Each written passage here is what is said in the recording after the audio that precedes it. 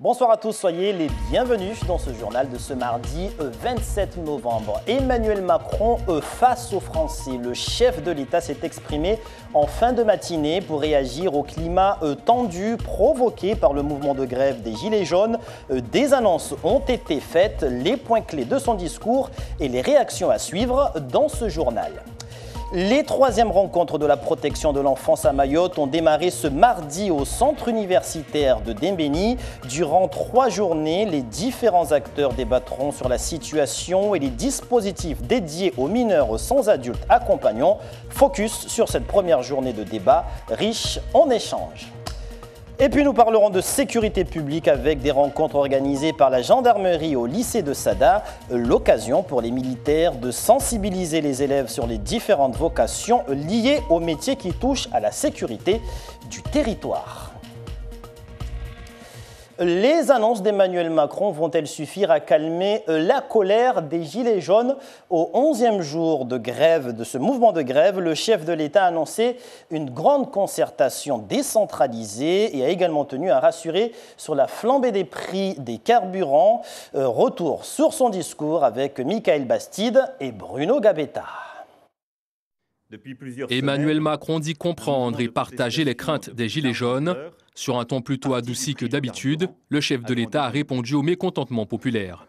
Ce mouvement a donné lieu à des manifestations importantes et aussi à des violences inacceptables, dans l'Hexagone comme outre-mer.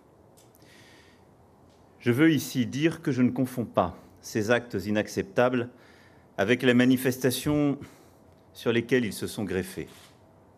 Je ne confonds pas les casseurs avec des concitoyens qui veulent faire passer un message. C'est la seule fois que le chef de l'État a évoqué l'outre-mer dans son discours ce matin, posture qui a déçu les ultramarins. Alors une chose qui a sauté aux yeux de tous les ultramarins, l'outre-mer n'apparaît pas dans aucun des débats ni dans aucune des propositions. Et ça, c'est un peu difficile à supporter à la fin. L'outre-mer, ça existe, une France d'outre-mer, ça existe. Et on aimerait bien, de temps en temps, que le président de la République en parle. Le président, à mon avis, ne comprend rien, il n'entend rien. Donc, à partir de là, je pense que les Gilets jaunes et la population française, et encore plus les Outre-mer, vont continuer leur mobilisation. Rien sur l'Outre-mer, rien sur la Réunion, alors que le département de la Réunion est mobilisé depuis plus de 11 jours. Faute d'éclaircissement sur la situation outre-mer avec le chef de l'État, les Réunionnais espèrent davantage avec Annick Girardin qui arrive chez eux demain. Que je puisse pas aller sur l'ensemble du territoire. Des mesures à moyen terme évoquées lors du discours d'Emmanuel Macron face à la colère de la population nationale concernant le pouvoir d'achat. Un discours notamment suivi de près par la classe politique mahoraise.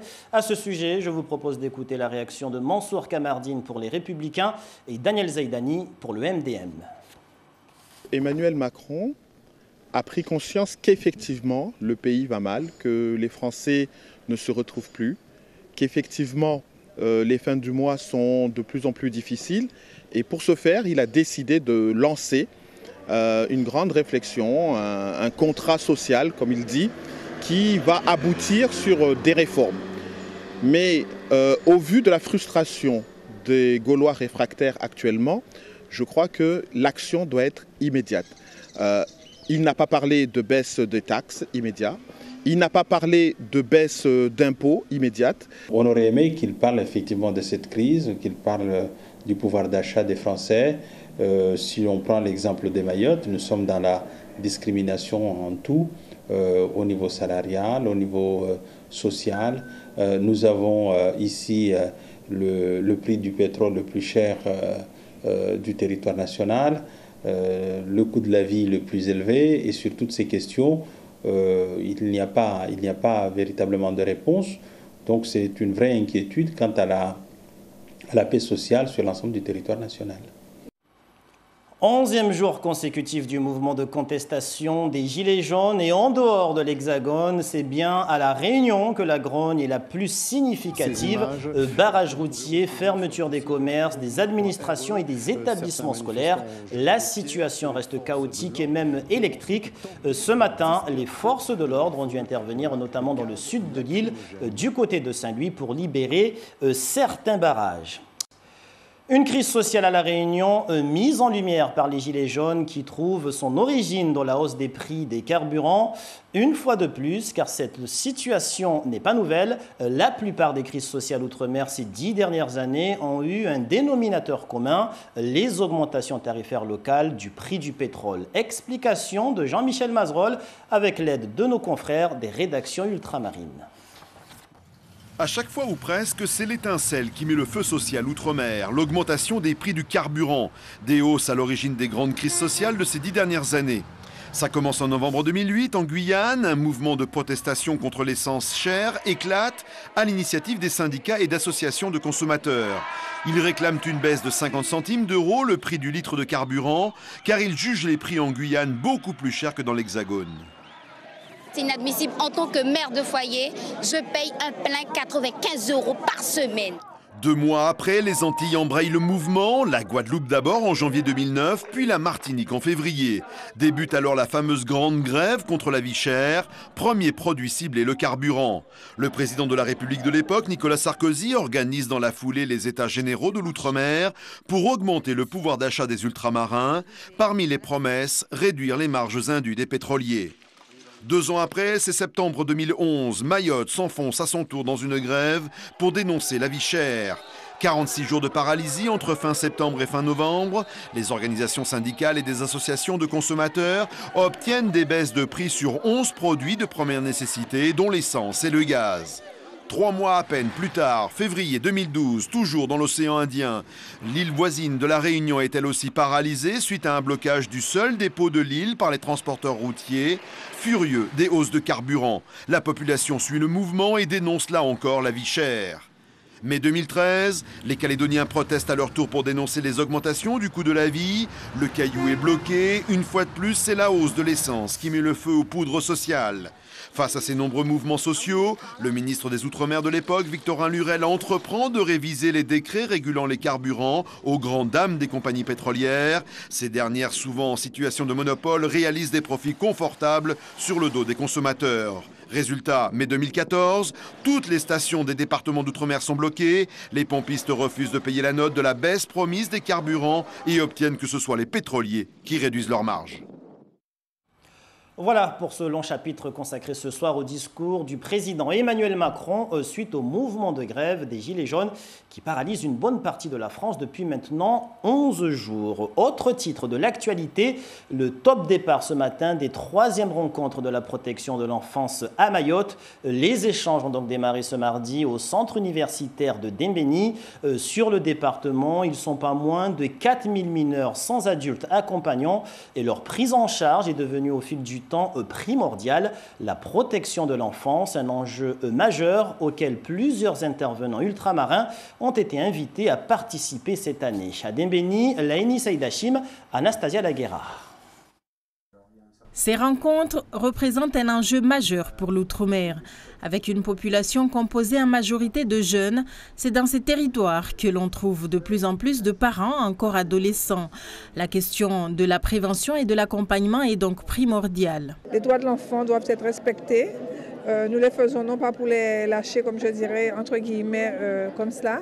La place des parents reste importante, l'éducation reste importante. Je crois que quand on aura véritablement réglé ces problèmes d'éducation et de parentalité, de mesures éducatives à la maison, comment éduquer les enfants, comment leur donner des méthodes de vie, je crois qu'on aura beaucoup moins d'enfants à placer et à protéger. Les échanges entre les participants venus des Antilles, de la métropole et Mayotte révèlent une réalité. Si certains départements ont pris de l'avance dans la prise en charge, il reste encore du travail. La Guadeloupe, dotée de 8 établissements spécialisés, compte encore 1300 enfants placés. Nous avons nos problématiques qui sont différents de la métropole, qui sont plus lourds et plus importants. Et c'est la raison pour laquelle j'insisterai beaucoup pour que ce réseau puisse non seulement, il voit jour, mais vraiment qu'ils se mettent ensemble pour poser les véritables problématiques des Outre-mer. Je ne dirais pas que nous sommes en retard, mais je dirais que nous avons beaucoup à rattraper. Face à l'importance du nombre de mineurs isolés, notre département projette de construire entre autres un foyer mère-enfant et améliorer le système de traitement des informations préoccupantes.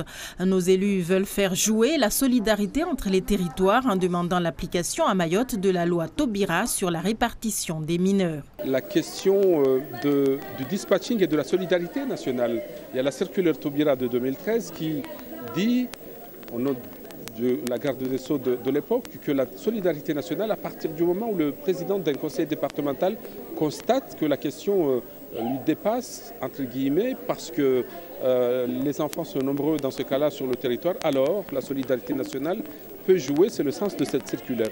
Figurez-vous que cette circulaire n'est pas applicable à Mayotte, alors même que, je le disais tout à l'heure, nous sommes le territoire le plus concerné par le sujet. Cherchez l'erreur. On voit bien que là aussi, il y a matière à ce que l'on débatte sereinement, librement, avec tous ses partenaires. 30% des mises en cause dans les affaires judiciaires à Mayotte concernent les mineurs. Mais ils sont nombreux aussi à être victimes de violences, d'où l'importance d'un dispositif adapté à leur prise en charge. Le réseau ultramarin, qui a obtenu cette année un siège au Comité national de la protection de l'enfance, doit permettre de porter la voix de tous les Outre-mer. Et l'on reparle dans ce journal de lutte contre l'immigration clandestine avec l'État qui renforce son dispositif de sauvegarde des vies humaines en mer. Ce lundi, 2 nouveaux intercepteurs maritimes ont été réceptionnés par la police aux frontières et la gendarmerie nationale. 2 Zodiac de 11 mètres équipés de 2 moteurs. Ils ont été baptisés le Mwamba pour l'un, le Mtontso pour l'autre. Leur mission principale, la protection des frontières maritimes, l'interception de Kwassa et la sauvegarde de la vie humaine en mer ainsi que le contrôle des navires dans les eaux territoriales françaises. À noter qu'une présentation de l'ensemble des moyens nautiques engagés dans la lutte contre l'immigration clandestine sera organisée par la préfecture dans les prochains jours. Sécurité toujours avec la gendarmerie au contact des élèves du lycée de Sada dans le centre de l'île. Les rencontres de la sécurité, un événement visant à faire découvrir les équipements individuels et collectifs des militaires. Une occasion aussi pour susciter des vocations chez les jeunes de Mayotte. À Sada, Gervais Nietzsche et Youssouf Abenmatoir. Un hélicoptère en vol stationnaire au-dessus du lycée de Sada. Sans doute, l'image restera longtemps gravée dans la mémoire de la plupart des élèves présents dans la grande cour de l'établissement. La démonstration d'un hélitreuillage constitue l'un des temps forts de cette édition des rencontres de la sécurité. On est là dans une démarche vraiment sympathique, on est là vraiment dans une démarche volontaire d'aller vers les gens, vers la population, vers les lycéens aujourd'hui. C'était la volonté du préfet, c'était la volonté du commandant de la gendarmerie de Mayotte. C'est pour ça que je suis là aujourd'hui avec tous ces élèves. On a mis d'énormes moyens, on a voulu avec l'équipe dirigeante faire plaisir à ces élèves, faire tomber beaucoup de barrières. Et en faisant tomber des barrières, on se rapproche des gens et en se rapprochant des gens, bien entendu, j'espère que la délinquance baissera également ici à Mayotte.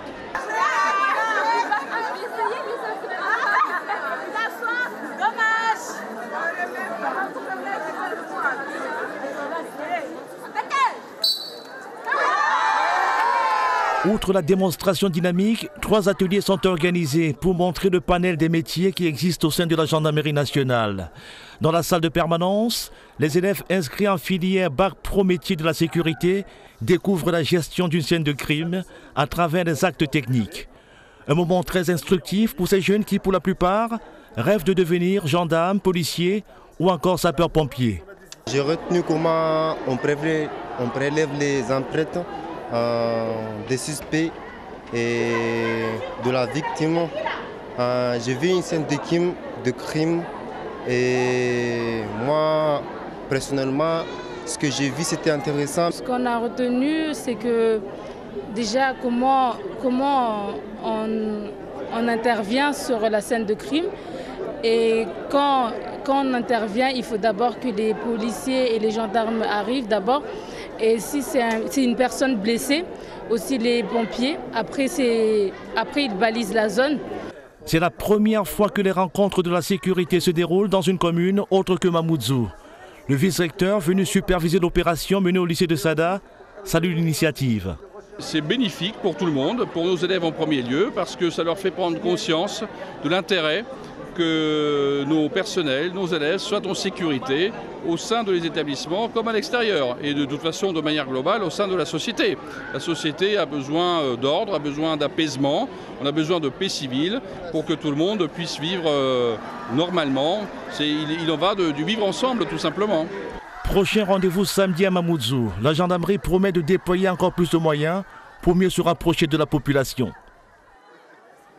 Et pour terminer ce journal, nous allons parler d'agriculture et plus précisément l'agriculture autrement. L'objet d'un séminaire avec les exploitants agricoles à la MJC de Mroalé, dans la commune de Tsingoni, initié par les animateurs du réseau d'innovation de transfert agricole, le RITA. Ces derniers se sont aujourd'hui plus attardés sur la conservation des sols pour mieux nourrir les plantes. En Liat, Bouanaïssa, Daniel Abdou. Les pratiques agricoles sont généralement ancestrales à Mayotte. Aujourd'hui, on en subit les conséquences. Elles ont eu un impact important sur l'environnement, érosion des sols notamment. Il faut donc changer de méthode pour préserver la terre et éviter l'érosion. C'est l'objectif de ces échanges avec les agriculteurs. Le phénomène d'érosion. Le phénomène d'érosion, c'est donc à la fois la terre qui va s'éroder, mais également tous les éléments minéraux qui sont importants pour les plantes, qui permettent d'apporter la nourriture pour les bananiers, la nourriture pour les maniocs, va se retrouver lexiviée. Donc elle va partir en même temps que la terre s'érode sous le phénomène de la pluie. C'est là l'intérêt à maintenir un couvert végétal sur la parcelle à cultiver, faire comprendre aux agriculteurs ce qui se passe quand il pleut sur un sol nu et sur un sol couvert de végétation. Lorsqu'on veut cultiver, il ne faut pas trop gratter la terre, encore moins la brûler. Il nous faudra laisser de la végétation pour permettre aux bananiers, aux maniocs ou autres de ne pas manquer d'eau. La végétation devient progressivement fumier et nourrit les plantes. Il est primordial que la terre que nous utilisons soit préservée. Pour que nous puissions continuer à produire, on a le devoir de régénérer le sol pour que l'arbre à planter, que ce soit bananier ou autre, se nourrisse. C'est sûr que planter dans un sol nu, ça ne donnera rien. En revanche, quand le sol est couvert, les plantes poussent très bien. Cette rencontre de Mroalé fait suite au séminaire qui avait eu lieu en mai dernier. Les agriculteurs commencent à comprendre et accepter de travailler la terre autrement. On est satisfait, mais le fait qu'il y ait une bonne mobilisation des agriculteurs, c'est dû au fait aussi qu'on a fait un partenariat avec les GVA, donc qui, eux, ont quand même géré fortement le côté mobilisation des producteurs, des membres de leur groupement. Le RITA, c'est un réseau d'innovation et de transfert agricole. Et dans le cadre de ce réseau, il y a des projets qui se sont mis en place. 3 projets, donc Innovège, Bioferme et Défi Animal. Il faut noter que ces projets sont financés par les fonds européens, FEADER, le département et l'ODEADOM. À Mayotte, les partenaires GVA, CIRAD, lycées agricoles, coopératives et associations travaillent ensemble pour répondre aux problématiques exprimées par les producteurs. Voilà qui met un terme à cette édition de ce mardi, une édition marquée par le discours du chef de l'État Emmanuel Macron en première ligne pour tenter de calmer la colère des Gilets jaunes. Le président de la République a fixé le cap ce matin de la transition énergétique.